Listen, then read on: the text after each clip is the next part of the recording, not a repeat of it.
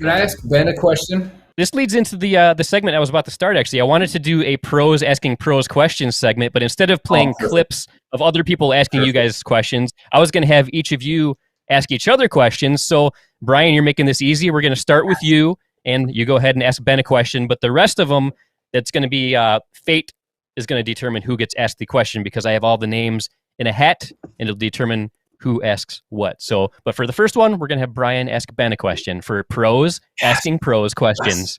Yes. Okay. Ben, how much do you still hate the fact that you were up 10-1 and blew the game to me and Kyle?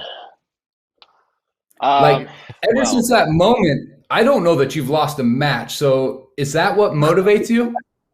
Ooh. I can't say it hasn't motivated me, that's for sure. So, yeah, we did have a 10-1 lead. For those of you who don't know, that was the 2017 U.S. Open. Me and Rob Elliott had a 10-1 lead, and we lost that game, and then we subsequently lost the match as well.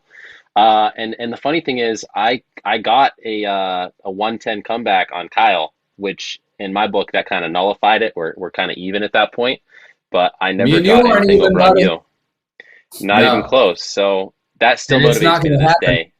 I don't think I'm ever going to get the chance. No, I don't see a situation that I'm beating you 10-1, so you can forgive that one. That's gone. I'll always be down to you. Yeah, that's right. So now, Ben, it is your turn to ask a question, but whatever name I draw out of the hat, that's going to determine who you ask a question to. And that is, Brian. You get to ask him a question now. Question for Brian. I want to know when the whole pickleball world is going to get the pleasure of your presence again at a pickleball tournament.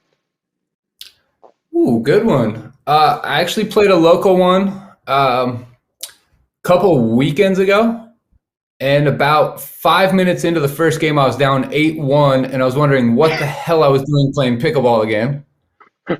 And we lost 15-13, but we won every other game. But I do think there's some more tournaments coming. Actually, probably going to get a new sponsor. Been in talks with things, working things out. And I might join the circuit again. I mean, nothing I love more than signing up for pro level tournaments so I can help pay for Ben's college tuition.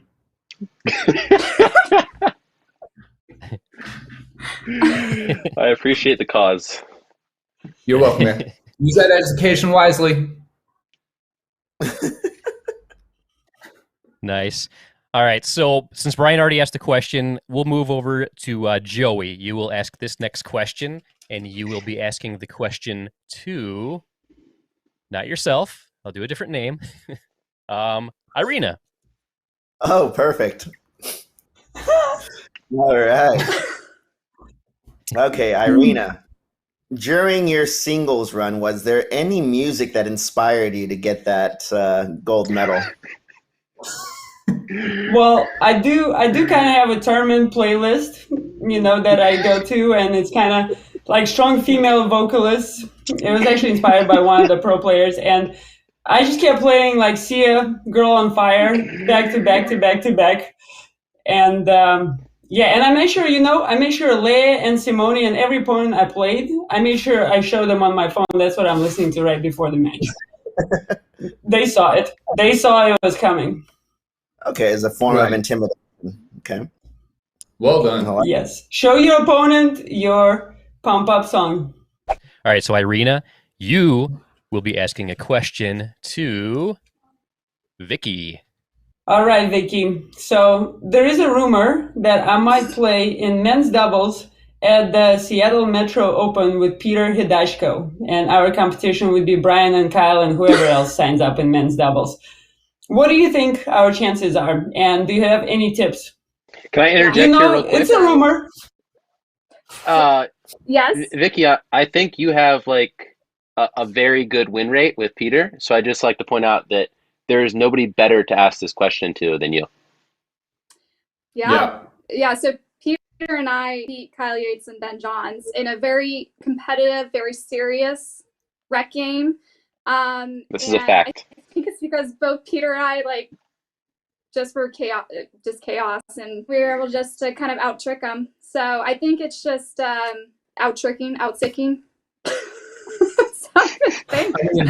All right, so for the last pros asking pros question for the hat segment, it will be Vicki asking Joey a question. So Joey, 2020, I don't recall seeing you play as much. So are we going to see you more out on the circuit this year? And are you excited about what are you really looking forward to? And yeah.